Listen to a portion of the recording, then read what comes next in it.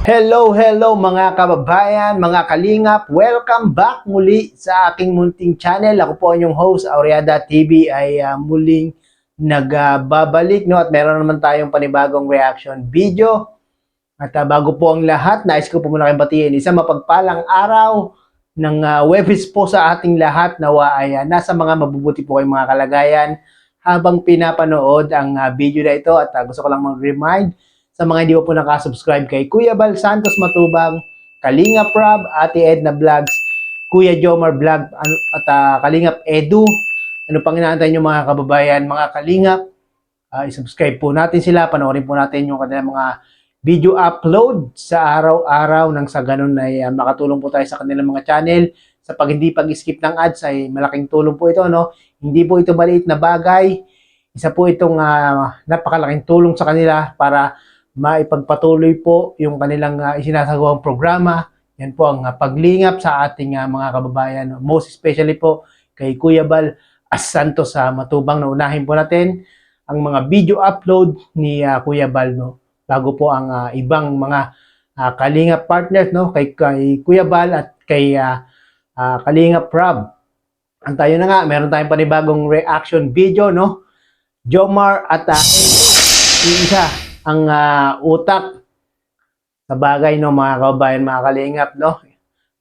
Marami talagang pagkakaparehas itong si Jomar at si Edu, no?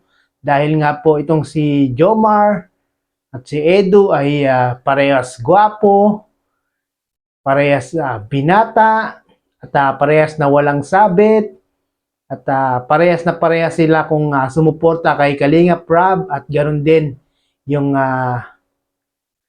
same din sila ng pagtulong sa ating mga kababayan. No? Talagang yung pagtulong nila sa kanilang mga beneficiary ay talaga namang masasabi nating totoong-totoo ang kanilang pagtulong, no? At sa bagay, yung kanilang mga partners din naman na si Carla at si Beyonce, halos napakarami ding pagkakapareha, no?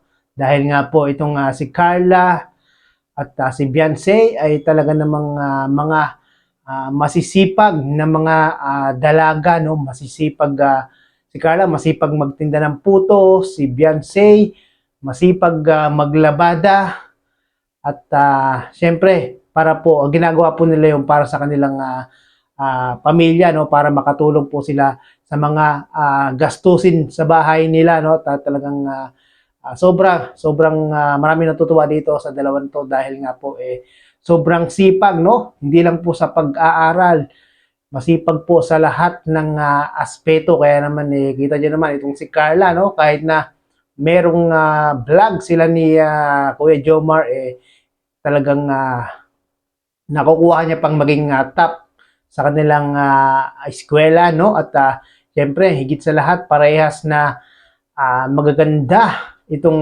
dalawang ito, no? Kaya naman po itong si Jomar at si Edu, talaga namang masasabi nating napakaswerte pag nagkataon, no? At ito na po mga kababayan, mga kalingap, atin pong reaksyonan yung naging pag-uusap ng dalawang heartthrob ng Kalingap serye, no? Saan nga ba sila nagkakaparehas ng utak? Panoorin po natin ito mga kababayan, mga Kalingap.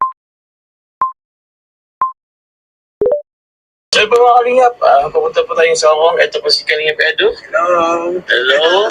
So sinundo po natin si Kalingap Edu. May daw po kasi ilapat. Yun mga kababayan, mga Kalingap, nagkasama ang dalawang heartthrob ng Kalingap serye, no, na si kay Jomar at si Edu, at sinundo nga po ni Kuya Jomar itong si Kalingap Edu. Yung sasakyan niya? Hirap sa lumabas guys. Oo. Grabe, sana all, no? At ginamit nga nila yung sasakyan ni Kuya Jomar. Dahil nga po, syempre, alam niyo naman, bagong-bago, brand new ang sasakyan ni Kalingap Edu, at mahirap talaga nga ilabas yan, no, mga kababayan, mga Kalingap. Baka masyado pang hindi pa masyadong alam niyo yun, hindi pa masyadong kabisado ni Kalingap Edu yung kanyang sasakyan. So yun po, grabe ang dala ni Kalingap Kuya Edo. Laki ng mga dala natin pa. Kaya nga eh. Sana pumasok tayo sa pan. Ito ba yun, Kuya Edo? Hindi, kasi sabi nila, huwag punuin. Oo. Kaya binawasan ko. Sabi nasan mo? Tama, no? Huwag niyong punuin yung inyong mga maleta o luggage dahil baka mamaya pagpauwi na kayo galing Hong Kong, maraming mga kababayan natin ang magbibigay ng mga padala para sa inyo, no? Pati ko eh. Siya? Ano paano to? Baka wala na akong masunod doon. Masunod doon? Tayo. Ay, di yan. Kasi sabi nila, marami daw yung bibigay eh. Madami. Kaya nang inisip ko, hindi ko na agad. Kaya ako sigurado guys. Kaya pag wala akong nasuot, Nako, tiyak yan, no? Kalingap Edu, marami talagang magbibigay sa inyo, lalong-lalo na nasa Hong Kong pa kayo nagpunta. Napakarami nating mga kababayan dyan, mga OFW, na talagang solid ang pagsuporta sa team Kalingap, no? kaya pag ulit-ulit na yung damit ko sa ano ko. Ibig sabihin yun. Ibig sabihin. Tapos na damit ko guys. Ano ang problema kay Kuya Edo yun? Kay Kalingap Edo? Maraming pambili. Ubus na. O siya. Ubus na sa aking kotse. Ay, Sana all, maraming pambili, no? Grabe si Kalingap Edu. Kita nyo naman yung pagbili niya ng kanyang sasakyan. Talaga namang cash na cash at pinahirapan yung kahera, no? Sana all, maraming cash. yan lang. Di yan, hindi ako naniniwala. So, mga Kalingap, malapit naman na kami sa coffee shop. Para saan naman yata, bro, yung laki ng malitang dala natin. Oo. Tsaka anong kulay sa'yo? Gray ba? Okay, parehas O, para sa'yo, gray din sa akin, no? Parehas palang gray ang color ng kanilang mga maleta, mga kabayan, mga Kalingap po, no? At nagkakaparehas nga sila dito. Sheesh! Isa po talaga ang utak namin ni Kuya Edo, ni Kalingap Edo. Boss natin yan. Isa daw yung kanilang utak, mga kababayan, mga Kalingap, no? Pagdating sa maleta, parehas po ng kulay ng maleta nila, mga kababayan, mga Kalingap. At doon po sila mahilig, no, sa gray na maleta. Okay. O, so sa mga taga, Ako lumipad. yun. Ako din, bro. First time mo bang mag-ano, airplane? Mo lumipad. Same. Ay, grabe, first time mo din. First time ko din lumipad. First time ko din. Yun din yung pagkakaparehas nila, mga kababayan, mga Kalingap, no? First time din nilang lumabas ng bansa. Mag-ano, mag-ibang bansa. Nice. Ano kayang feeling ng mag-airplano? Sana. Sana kaya?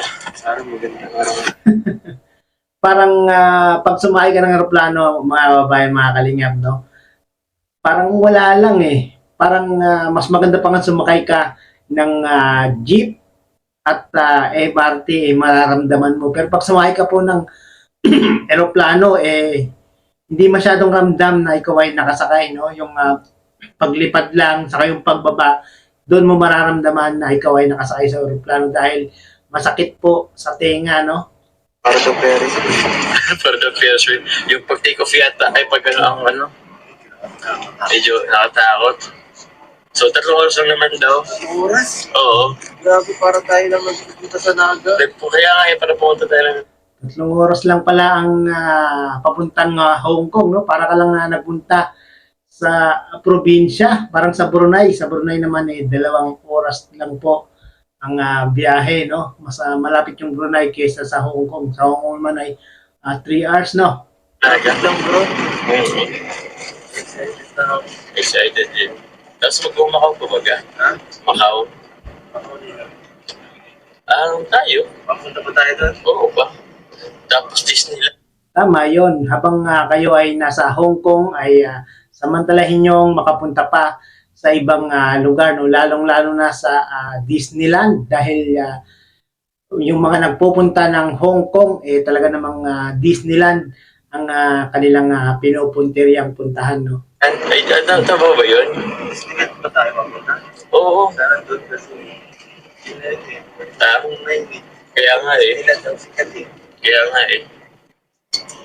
Kaka-excite. So yun na nga po, no, mga kababayan, mga Kalingap, napanood po natin ang video ni Kuya Jomar Vlog. Sa mga nyo po nakapanood ng video na ito, pakipanood nyo po sa kanyang YouTube channel. No? Ito po yung pinagmagatang biyahe papuntang Manila with Team Kalingap. Kalingap goes to Hong Kong.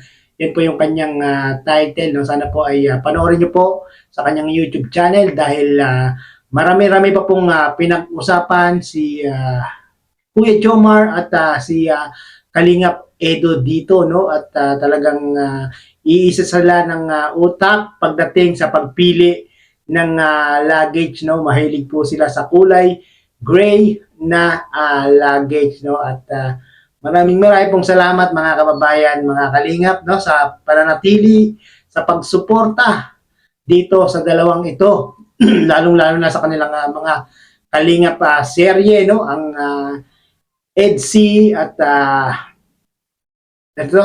EDC at Jongkar. At syempre yung mga iba pang mga kalingap serye natin dyan at hindi pong suportahan, no, yung Joybid at Cedros dahil yan po ay malaking tulong po ito sa channel ni Kuya Rab at malaking tulong din po ito sa ating mga kababayan, no, dahil nakapagbibigay po ito ng good vibes, entertainment, pagpapasaya, pagpapakilig sa ating mga kababayan, no. Kaya naman po palagi nilang inaabangan ang mga Kalingap serye ni Kalingap Rab, no? Sa mga hindi po nakasubscribe kay Kuya Bal Santos Matubang, Kalingap Rab, Ate Edna Vlogs, Kuya Jomar Vlog, pakisubscribe niyo po sila mga kababayan, mga Kalingap, no? At hanggang dito lang po ang aking reaction video. Maraming salamat po. Hanggang sa muli. Bye-bye!